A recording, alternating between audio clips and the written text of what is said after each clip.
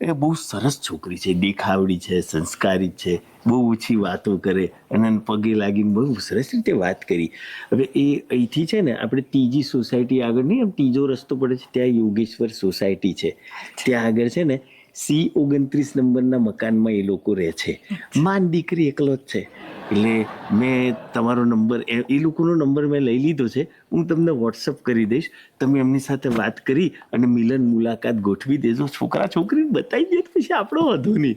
પછી શું, આપણે બેન તો એકબીજાને જોઈ લો છે. અને હવે એક ગિફ્ટ લાવ્યો છું.